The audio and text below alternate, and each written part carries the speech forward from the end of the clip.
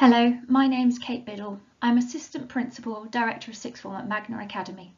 Thank you for clicking on the link and taking the time to go through this presentation.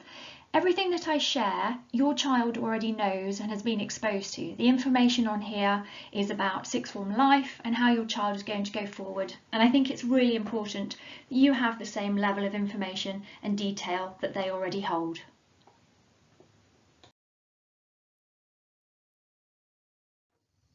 I'm really impressed with Year 12 and the start they've made to their sixth form career. They've successfully enrolled and are now engaged with their chosen courses.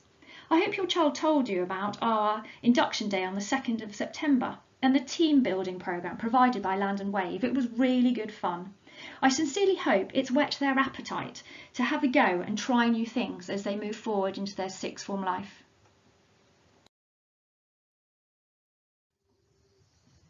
I'd like to take this opportunity to give you some information about the Year 13 cohort who have just left Magna Academy. The results, you would have seen all sorts in the press, nationally, and actually our results were very much in line with the national picture. So we measured against 2019's results for obvious reasons, 20 and 21 being COVID years.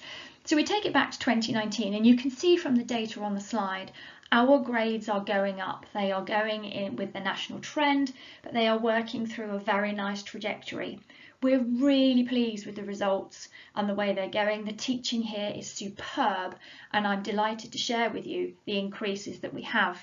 We had a 100% pass rate, and every single one of our students reached a really strong destination. And what I mean by that is they all achieved their university places that they had applied for, or their apprenticeship, or their job. And actually we even have 2 students who are taking a gap year before they then start university this time next year. So a really great performance after some very bumpy years for our students. There's a proven link between high attendance and academic success, and therefore we consistently work hard towards a goal of 100% attendance for all of our students.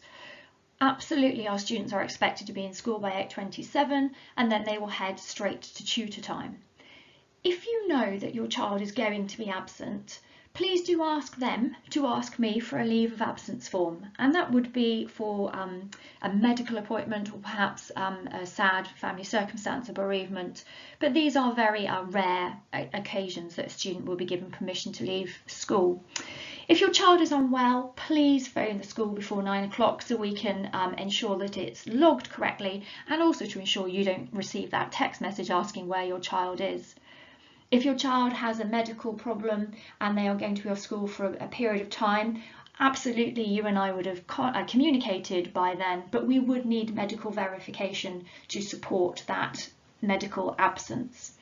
And finally, punctuality. We have high importance on punctuality. We do expect our students to be on time and we monitor it very, very closely. Being on time, as you will well know, is about employability skills, but here also it's about making sure that your child can access the tutor programme, which is rich and varied and part of their learning curriculum. Here is some information on what your child's studying pattern looks like over 2 weeks. They'll have 32 lessons in total. They've got, for the most part, students have got 3 courses and each course has 8 lessons. So then we would expect students to roughly be in 16 hours per week. It's not a perfect split, as you will have seen from your child's timetable. So a rule of thumb that the students are aware of and I expect them to keep up is that for every hour they spend in the classroom with their teacher, they will then spend another hour working independently. And that would be my minimum expectation of the independent work. So 32 hours per week of lessons and independent study means that they're working, close to a full-time job. What I haven't included here are the extracurricular opportunities and clubs that the students are being exposed to and really encouraged to engage with. Activities and tasks to be completed during independent study are many and varied. Of course, they include homework and coursework, which your child will be used to. But further to that, at sixth form and at the level we're studying at, we expect students to be more responsible for their own learning. They're going to do past exam papers. We expect students to access reading around their subject. Of course, they can ask their teachers to direct them where to find that information, but it's their responsibility to read around their subject, to become broader in their knowledge of their subject matter. We expect students to reread their notes from previous lessons to really cement their learning. This doesn't mean writing the notes out many times and making them beautiful. It means reading them with power and with knowledge and gaining the understanding of the matter involved. And of course the coursework element to some of our courses, where students play a game of, it's like a table tennis, where a teacher makes some comments for improvements, the student then acts upon them, and the piece of work goes between the two. It's a much more grown-up way of academic study that many of our students haven't been exposed to.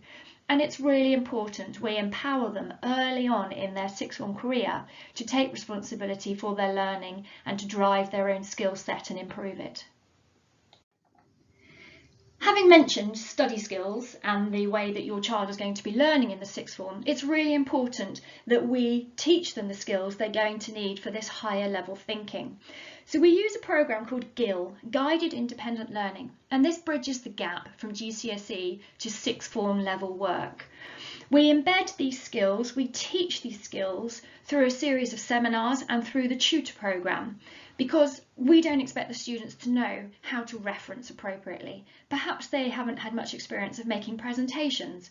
We'll teach them effective revision activities and skills and strategies to empower them for their own learning.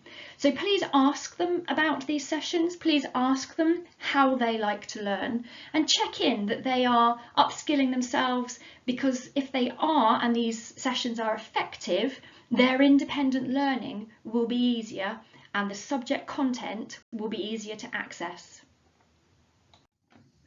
Every day during morning tutor time, your child engages with the tutor programme. Topics covered are wide and vary, and I'd like to give you a flavour of a few topics your child will be engaging with this year. Homelessness, they'll be engaged with an alcohol and cannabis workshop. We'll be looking at mental health strategies, in particular working on resilience, juggling time and managing stress. We'll cover ethical issues, abortion, marriage and family life, poverty and inequality, medical ethics and religious themes. Alongside this morning programme, there will be a personal development day, more of which later. During afternoon tutor time, your child reads. At Magna Academy we call this DIA, Drop Everything and Read. And the three texts which we'll read throughout the year for sixth form this year are A Picture of Dorian Gray, The Kite Runner and Remains of the Day. All our students are given the opportunity to complete the Extended Project Qualification EPQ and the Aspirations Employability Diploma, the AED. The EPQ is effectively worth half an A-level. It's an additional qualification that we strongly encourage our students to complete. It's a research-based project and universities are very keen on the project. They like the learning involved and they like the way that the project makes students think. I won't go into much detail here. Please ask your child. They have a lot of information about the EPQ. But in short, your child would choose a subject or a topic of interest to them and create a question or a statement and research further into their area of interest.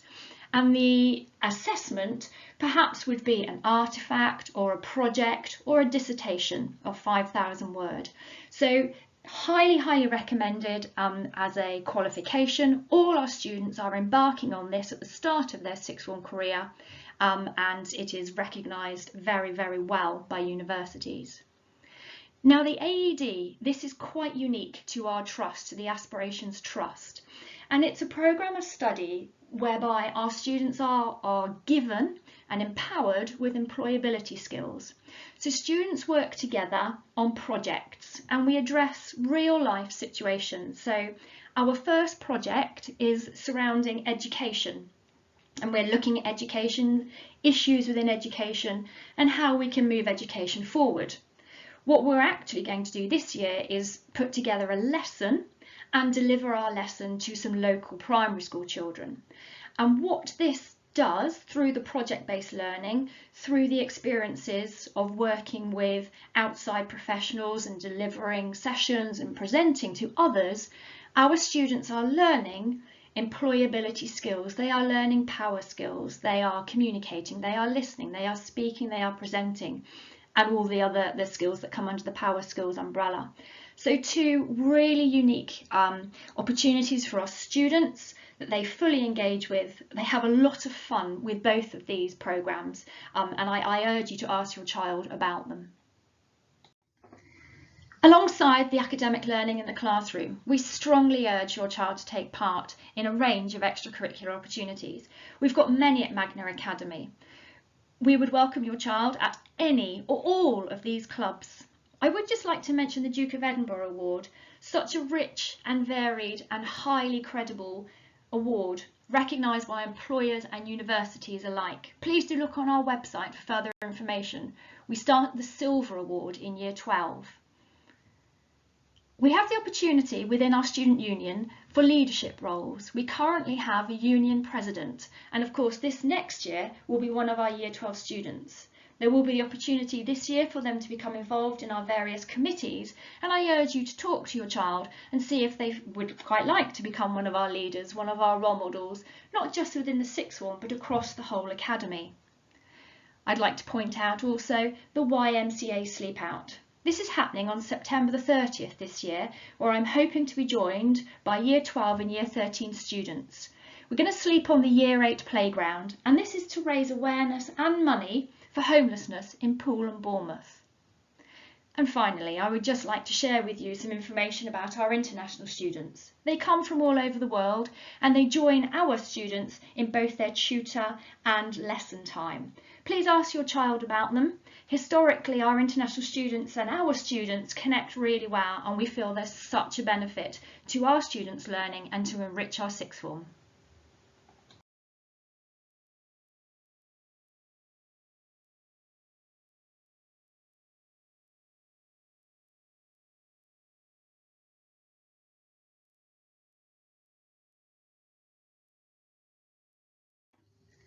I want to share this information about assessment dates with you. Your child has this information.